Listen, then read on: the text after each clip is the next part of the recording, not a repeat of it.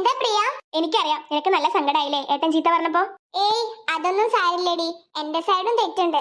എന്ത്? ഞാൻ നിന്റെ ഏട്ടനെ ഒറ്റിക്കൊടുത്തില്ലേ, അതുകൊണ്ടല്ലേ ഏട്ടൻ ചൂടായേ.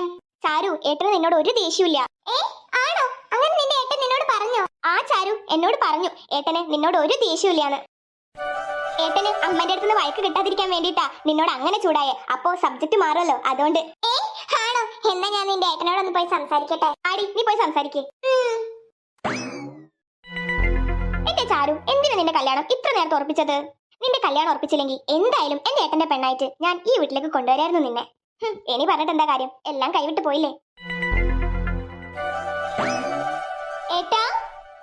നീയോ? എന്നോട് ഇപ്പൊ ദേഷ്യമൊന്നും ഇല്ലല്ലോ? ഏയ്, അതൊക്കെ ഞാൻ വിട്ടടോ.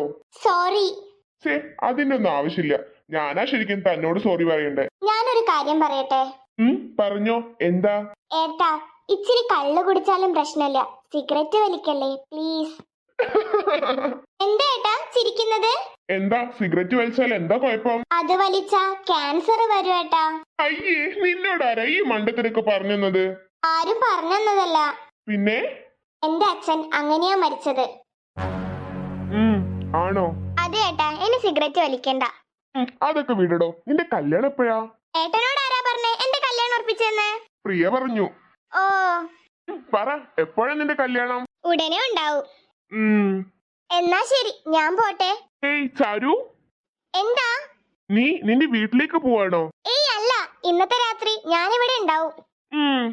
എന്റെ വീട്ടില് ആരുമില്ല, അതുകൊണ്ട് പ്രിയ എന്നെ നിർബന്ധിച്ച് കൂട്ടിക്കൊണ്ടോന്നാ ഇങ്ങോട്ടേക്ക്.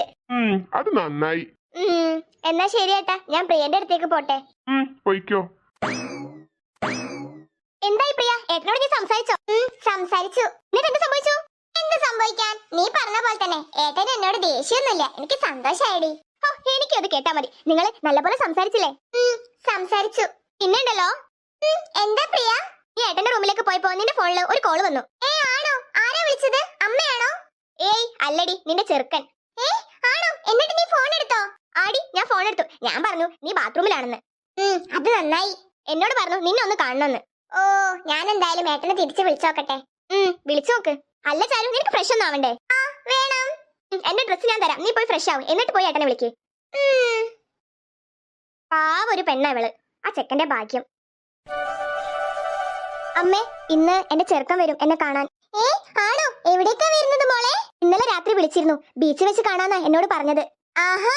പക്ഷേ ഞാൻ അവിടേക്ക് ഇങ്ങനെ ഒറ്റയ്ക്ക് പോവാ? പ്രിയ ഉണ്ടാകുമല്ലോ, പ്രിയനെ കൂട്ടിപ്പോയിക്കോ. പ്രിയക്ക് വരാൻ കഴിയില്ലാന്ന് എന്നോട് പറഞ്ഞു. അവക്ക് വരാൻ കഴിയില്ലെന്നോ? ഞാനൊന്ന് ചോദിച്ചു നോക്കട്ടെ.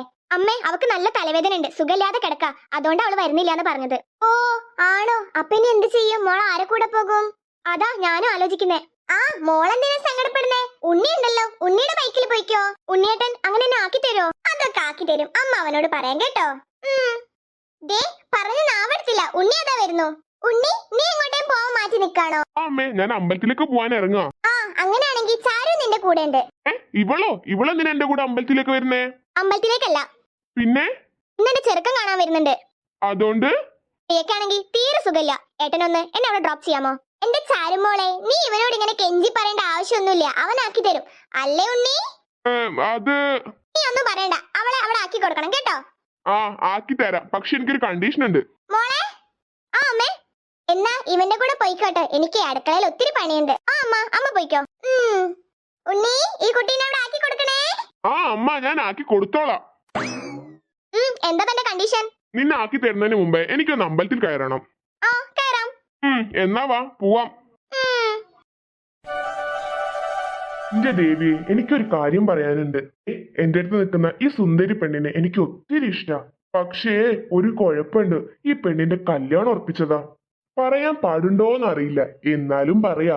ഈ പെണ്ണിന്റെ കല്യാണം ഒന്ന് മുടക്കി തരണേ, എന്നിട്ട് ഈ സുന്ദരി പെണ്ണിനെ എനിക്ക് തരണേ. കഴിഞ്ഞു. പിന്നൊരു കാര്യം. എന്താ? ഞാൻ എന്റെ ചെക്കനോട് ബീച്ചിലേക്ക് വരണ്ട, അമ്പലത്തിലേക്ക് വരാൻ പറഞ്ഞു. ഓ, എന്നിട്ട് നിന്റെ ചെക്കൻ എവിടെ? ഇപ്പൊ വരും. ഏട്ടൻ വന്നു. ഹായ് ചാരു. ഹായ്. ഇതാരാ ചാരു? അത് നിന്റെ ബ്രദറാണോ? ബ്രദറൊന്നും അല്ല, പിന്നെ ആരാ? എന്റെ അനിയത്തിയുടെ ഫ്രണ്ട് അത്. ഓ, അപ്പോ ബ്രദറിനെ പോലെ അല്ലേ? നിങ്ങൾ മാറിന്ന് സംസാരിക്കേ, ഞാൻ അങ്ങോട്ടേക്ക് നിക്കാം. Okay thank you. എന്റെ ഈശ്വരാ, ഇവര് തമ്മിൽ എങ്ങനെങ്കിലും തെറ്റിപ്പിരിയണേ.